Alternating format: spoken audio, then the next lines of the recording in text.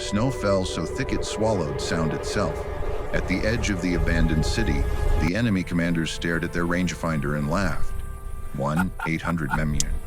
Out of range, out of danger, out of every conceivable risk. They didn't know that on the top floor of a collapsed hotel, a woman was adjusting her breathing to match each frozen gust of wind. No radio, no team, just snow, heartbeat, and a rifle that had been waiting for this moment for years. When the shot rang out, winter had chosen its side. The city had died months ago.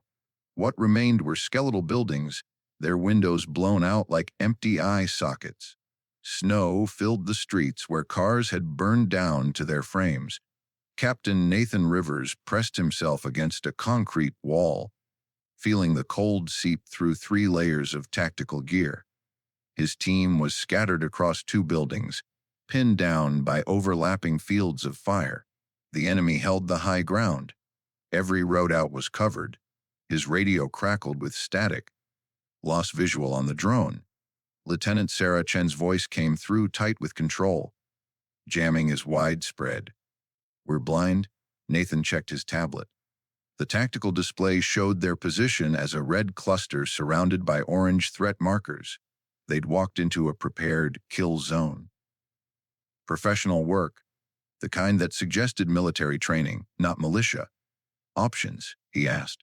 Sergeant Marcus Webb appeared beside him. Known good. They've got overlapping sight lines from 3 positions. Heavy weapons. If we move, they'll cut us apart. Nathan studied the enemy positions through his scope. The main command post was established in what had been a municipal building. Fortified, protected in exactly 1-800 miles away according to his laser rangefinder. Completely safe. That distance put them beyond the effective range of anything his team carried. The enemy knew it. They were taking their time, methodical. In another hour, when darkness fell, they'd tighten the noose. Sir. Webb's voice dropped. There's someone here. Says she was attached to our unit, but I don't have any record of her. Building C, top floor. Nathan moved through the ruined structure, his team covering angles.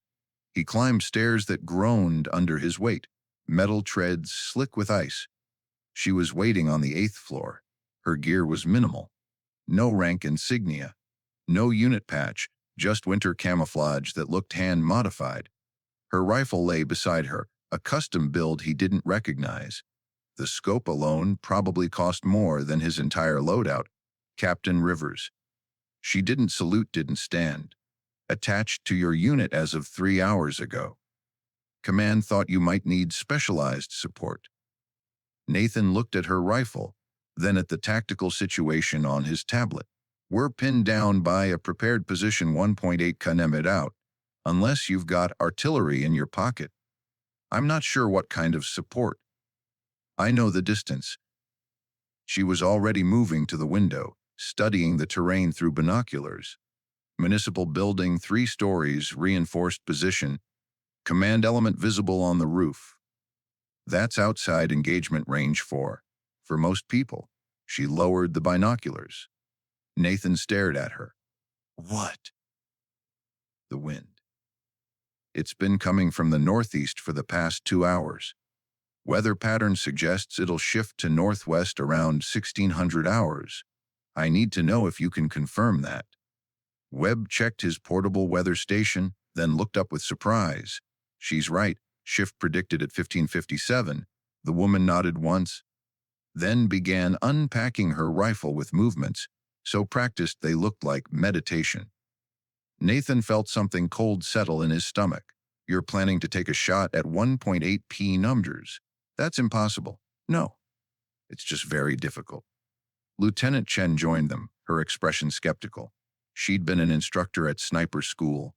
She knew the mathematics of long-range shooting the way priests knew scripture. Captain, with all respect, this is, she looked at the woman, then at the distance to target. This is beyond standard engagement parameters. I'm aware. Sir, at that distance. Chen pulled up ballistic software on her tablet. One drift alone could push the round 3 meters off target. That's not accounting for temperature, humidity, the Coriolis effect, or a dozen other variables. I understand the challenges. Do you? Chen's professionalism cracked slightly.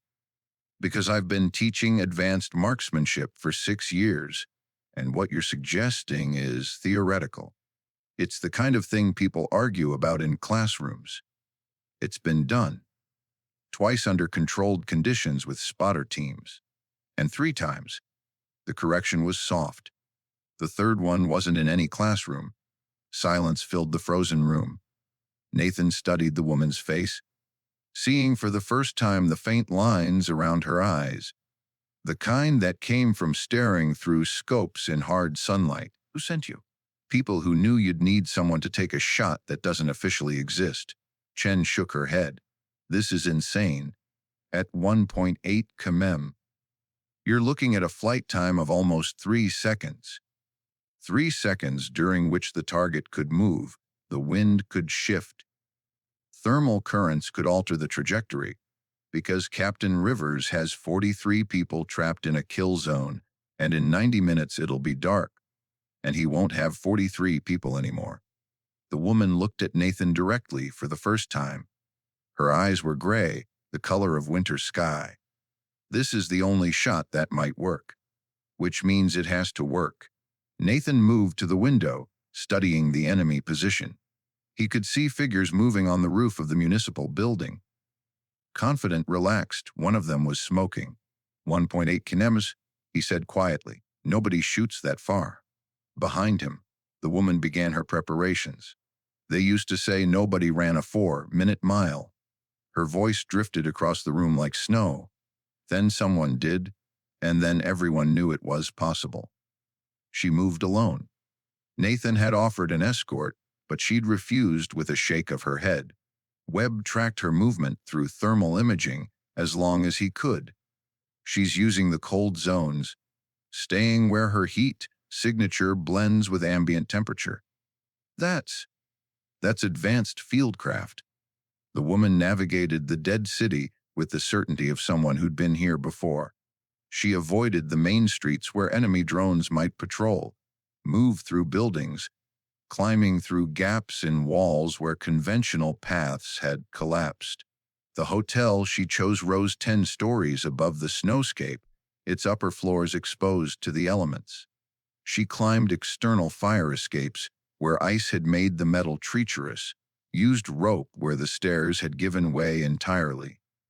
The 9th floor had been a penthouse suite. Now the windows were gone, and what remained was an open platform exposed to the killing wind. She set up her position in what had been a bedroom. Partial walls provided some protection from the elements, while still offering a clear sight line to the target. The rifle came out of its case like a precision instrument, which is exactly what it was. Custom barrel, modified trigger group, a scope that had been calibrated so many times the adjustment marks were worn smooth. She didn't rush. Each component was checked, cleaned, fitted into place. The bipod was set, the rifle positioned, the level verified. When everything was ready, she finally allowed herself to look through the scope. 1-800 mem.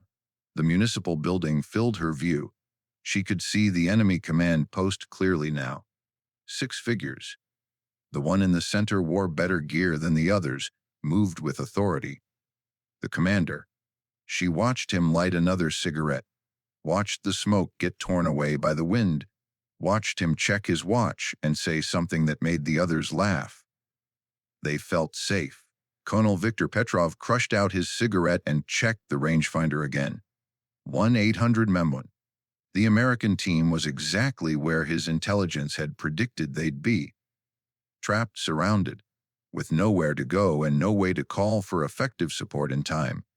Beautiful work, he said to his deputy, a nervous young captain named Alexei. Would give them another hour, then move in during twilight. Clean operation.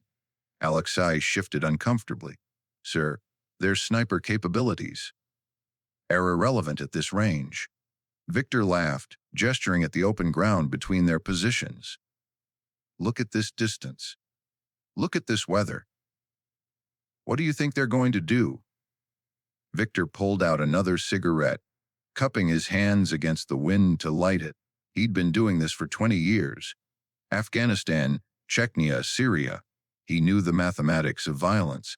He knew exactly how far weapons could reach. Western snipers are overrated, he continued. All their fancy equipment, their endless training. And for what? So they can take shots at 700 meters. Yes, sir. Alexei didn't sound convinced. You worry too much. That's why you're still a captain. Victor exhaled smoke. In 2 hours, this entire operation will be. He stopped. Alexei had frozen, staring at something in the distance through binoculars. What? Movement. Top floor of the old hotel. 900 meters behind their position. Victor took the binoculars. It took him a moment to find what Alexei had seen, a shape barely visible against the snow-covered interior.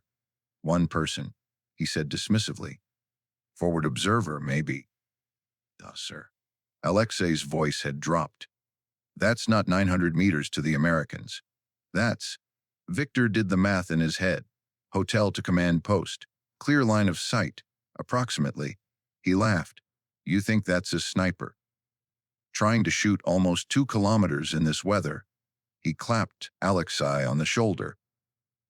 Even if they have their best shooter over there, even if they have perfect equipment, the wind alone would make that shot pure fantasy. But Alexei kept watching the hotel, his binoculars steady. The numbers lived in her notebook like prayers. She didn't use a ballistic computer. Those were for people who trusted machines more than they trusted themselves. Wind at target 8 ms from northeast, gusting to 12. Wind at midpoint 6 mem-phi. Wind at her position 10 mof variable. Temperature 0 degrees Celsius. Barometric pressure ton 23 millibars. Distance 847 meters exactly. Accounting for the angle and elevation difference. The bullet would drop 11 meters over the course of its flight. That meant aiming at a point in empty air that existed only in theory, trusting that gravity and velocity would eventually intersect with the target's position. The wind would push the round laterally. At this distance, a 10 Marif crosswind meant 12 feet of drift. But the wind wasn't constant. Then there was the Coriolis effect, the rotation of the Earth itself. At this distance it mattered. Not much, maybe 6 inches. But at 1.8 km, 6 inches was the difference between a hit and a miss that no one would ever explain. She closed her eyes, letting the numbers settle into something that felt more like intuition than mathematics. She opened her eyes and looked through the scope again. The commander was still there, still confident, still smoking. She adjusted the elevation knob. 23 minutes of angle up. Wind called for 8 minutes right, but that was if the wind held steady. She dialed in 6, trusting that the variation would average out. The wind was still wrong. It would shift in 17 minutes. She'd wait. She settled deeper into her position and waited for the wind to change. At 15:57, the wind shifted. She felt it before the instruments confirmed it. A change in pressure against her face. The wind had turned northwest, steady at 7 mem-phi. She adjusted her calculations. 5 minutes right, 24 minutes up. Her breathing settled into a rhythm that had taken years to develop. 4 seconds in, hold for 6, 8 seconds out. Between breaths, there was a moment of absolute stillness. That's where the shot lived. Through the scope, the target remained unchanged. The commander was giving orders now, pointing at a map spread across a makeshift table. 3 of his officers had gathered around him. Better. More targets meant more chaos after the shot. She pressed her cheek against the stock. The rifle had become an extension of her body. Crosshairs settled on a point in space 18 feet above the commander's head. Not on him, above him, trusting that gravity would pull the bullet down across that distance. She waited for the next cycle of her breath. Inhale, hold, everything slowed. She could hear her heartbeat. Between beats, there was a pause, a moment of perfect calm. That's when the world aligned. She pressed the trigger with steady pressure. No jerk, no anticipation. Just a smooth increase of force until the sear released, until the firing pin fell. The rifle punched into her shoulder. The sound rolled out across the frozen city like distant thunder, and the bullet began its 3-second journey through winter air. 1,800 meters is a long way for something so small. The bullet left the muzzle at 820 meters per second, spinning at 286,000 revolutions per minute. It crossed the first 100 meters before the sound of the shot had faded. At 200 meters, it began to feel the wind. Invisible currents pushed against it. The bullet held its path, spinning, fighting the air itself. At 400 meters, gravity started to win. The bullet began its inevitable descent, dropping faster with each meter traveled. At 600 meters, the bullet passed through a thermal current rising from a burned-out building. For a fraction of a second, its path wavered. Then it stabilized. At 900 meters, halfway through its flight, the bullet reached the apex of its arc. For one impossible moment, it seemed to hang in the air. Then gravity reasserted itself, and the bullet began to fall in earnest. At 200 meters, the Coriolis effect became visible. The Earth's rotation had moved the target slightly, but the shooter had accounted for this. The bullet and the target were converging on the same point in space and time. At 500 meters, the bullet was dropping fast now. It had lost half its initial velocity, but it was still flying, still deadly. At 700 meters, the bullet passed through a gust of wind that nearly pushed it off course. Nearly it wobbled, corrected, kept flying. At 800 meters, the bullet arrived traveling at just over 400 meters per second. Still supersonic, still lethal. Colonel Viktor Petrov never heard the shot. He was laughing at something Alexei had said when the bullet struck him just below the left eye. The impact was catastrophic. He was dead before his body understood what had happened. For a moment, nobody moved. The other officers stared at their commander's body as if it were a magic trick they didn't understand. Then someone screamed. The command post erupted into chaos. Men dove for cover. Radio operators abandoned their posts. Someone started shooting at random. Where did it come from? Someone shouted in Russian. Alexei pressed himself against a wall, his mind trying to process what he'd just seen. He looked at the rangefinder, still sitting on the table. 800 meters, impossible. But the body on the ground said otherwise. In the ruined hotel, the woman had already chambered another round. The second shot came 40 seconds after the first. Captain Alexei had just found his voice when the senior radio operator's head snapped back, and he collapsed without a sound. That's when the real panic started. These were experienced soldiers. They'd been under fire before. But this was different. They couldn't see the shooter, couldn't hear the shots, couldn't identify the direction of attack. Men simply died, struck down by invisible force. A third shot punched through the radio equipment, showering sparks across the command post. Not a kill shot this time. Tactical. Taking away their ability to coordinate. "Return fire," someone shouted. "Ate what?"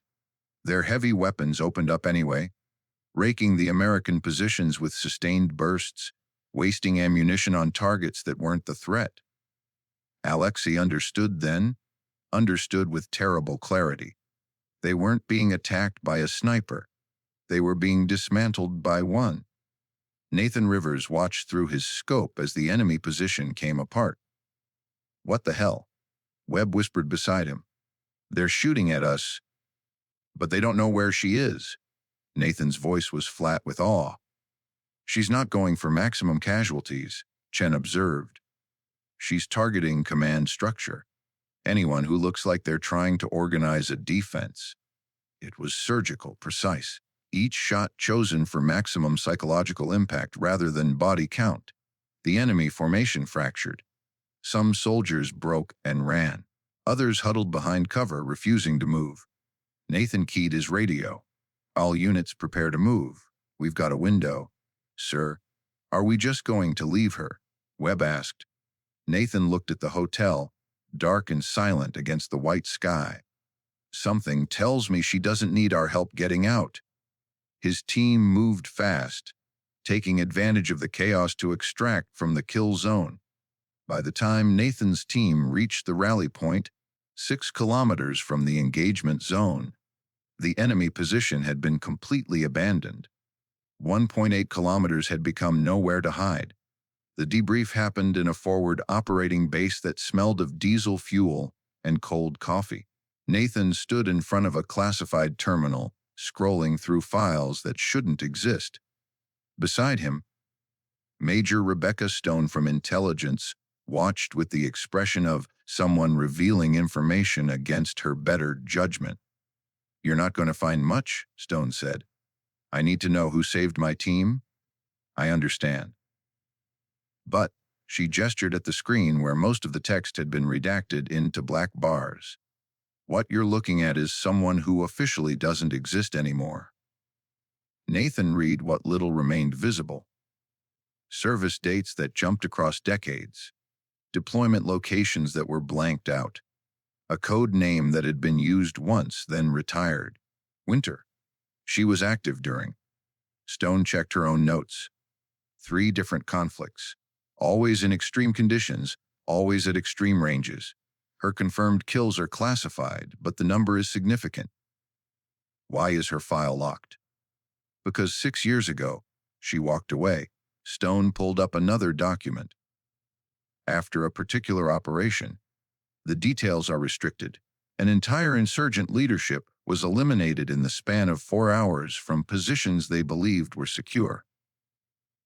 Nathan felt something cold trace down his spine. Positions like ours today. Exactly like yours today. Stone closed the file. After that operation, she submitted a request to be reassigned. When it was denied, she disappeared. No contact, no location. For 6 years, nobody knew where she was. Until today. Until someone at a very high level made a phone call and asked if she was willing to come back, just for one shot. Stone met his eyes. Just to prove that it was still possible. Chen appeared beside Webb. "I found something. An after-action report from 2018 mentions a sniper who ended a hostage situation by taking a shot from 100 meters. In wind. Through glass. That's impossible," Webb said automatically. Chen showed him the report. That's what the insurgents thought too. Nathan turned away from the terminal. Outside the base, snow was falling again, covering tracks, erasing evidence. "She saved 43 lives today," he said quietly. "And we don't even know her real name." Stone's expression softened slightly. "That's how she wants it. People like her don't do this for recognition. They do it because someone has to." The terminal screen went dark, taking with it the fragments of a story that would never be fully told. She cleaned the rifle in a safe house 30 kilometers from the engagement zone. The process was methodical, almost ritual: disassembly, cleaning, inspection, reassembly. The rifle had performed flawlessly, as it always did. Outside, night had fallen. The safe house was barely that. Abandoned farm building with 3 walls and a roof that mostly kept out the snow. But it was off any map, and that made it perfect. Other people collected medals, commendations, records of service. She collected distances: 600 meters in Yemen, 1 shot, 1 kill, 900 meters in Afghanistan, mountain warfare, thin air that changed all the calculations. She'd adapted. The target hadn't. 200 meters in Syria. Urban environment. She'd waited 6 hours for the conditions to align, then another 3 because the shot wasn't quite right. When she finally pulled the trigger, the conditions had been perfect for exactly 8 seconds. She'd needed 4 of them. Each distance was a lesson. Each shot carried forward into the next. 800 meters today. Tomorrow, somewhere else, it might be 2,000. The rifle went back into its case. The brass from today's shots went into a bag that would be disposed of in a river 20 kilometers from here. No evidence, no trace. She stood shouldering her pack. The rifle case went across her back. Outside, fresh snow was already covering her tracks from earlier. Tomorrow she'd be someone else somewhere else. The name she'd used today would be retired. Until the next call came. Until someone needed a shot that couldn't be taken. She walked out into the falling snow, and within 50 meters it was as if she'd never been there at all. 4 months later, the city was still abandoned. The war had moved on, but something had changed in the calculations of the forces that operated here. 1.8 kilometers was no longer considered safe distance. It showed up in operational planning, in the way commanders positioned their units, in the nervous way soldiers scanned distant buildings even when logic said no threat could reach them. A legend had taken root, the way legends do in military circles, passed from unit to unit, embellished with each telling. The story of a shot that shouldn't have been possible, of a commander who died believing he was safe, of a team that had been saved by someone who didn't exist. In officer training courses, instructors now use the engagement as a case study, not in the official curriculum. That would require acknowledging too much, but in the informal sessions where veterans shared real lessons. Distance is a factor, not a guarantee, they'd say. Don't ever forget that. The hotel where the shot had been taken became a landmark. Units avoided it. Something about the place felt wrong, as if the building itself remembered what had happened there. In a different city, in a different country, a woman waited at a cafe. She looked like anyone else. Tourist clothes, camera around her neck, the kind of person you'd see and forget immediately. Her phone vibrated once. A message appeared, then disappeared. She paid for her coffee with cash, left no tip, walked out into a street crowded with people who didn't know and wouldn't care that the person passing them had changed the outcome of a battle 4 months ago. In her bag, carefully packed and innocuous, the components of a rifle waited. Different configuration this time, different caliber, different purpose, but the same fundamental truth that distance was just mathematics. And mathematics could be overcome by someone with enough skill, enough patience, enough willingness to become a ghost in service of necessity. She boarded a bus heading toward the mountains. Somewhere up there, a target was living under the assumption that altitude made them safe, that terrain made them unreachable, that the thin air at 3,000 meters meant no shot could be accurate. They were wrong, they just didn't know it yet. Winter came and went. Years passed. The woman remained a myth, a story told in bars and briefing rooms. The sniper who could shoot farther than anyone thought possible, who appeared when needed and vanished when finished, who had no name, no face, no history anyone could verify. None of them were quite right. The truth was simpler and more complicated than any legend. She was out there still, taking shots. Still proving that mathematics could overcome assumptions, still being the answer to problems that required exact violence delivered from impossible distances. The rifle had been rebuilt twice. New barrel, new stock. So many parts replaced that it might be argued it wasn't the same weapon anymore. But she knew different. The rifle was the same because she was the same, because the math was the same. In a small workshop in a forgotten town, she made final adjustments to a new scope. Tomorrow she'd travel to a border region where tensions were escalating, where a shot from 2 kilometers might prevent a war. Or might not. The outcome was never guaranteed. But the shot itself, that was guaranteed. Because she'd done the math, checked the calculations, accounted for every variable that could be accounted for. Outside, snow began to fall, the first snow of a new winter. She cleaned her tools and prepared for tomorrow. The world would turn and winter would choose its side again, and the mathematics of violence would prove one more time that nothing is truly out of range. Not if you're willing to do the math. Not if you're willing to wait for the wind. Not if you're willing to become the shot itself. The woman closed her notebook and packed her gear. Tomorrow would bring its own calculations, its own impossible distances, its own proof that safety is just another comfortable lie people tell themselves. Until someone proves them wrong. From 1-800 meters away,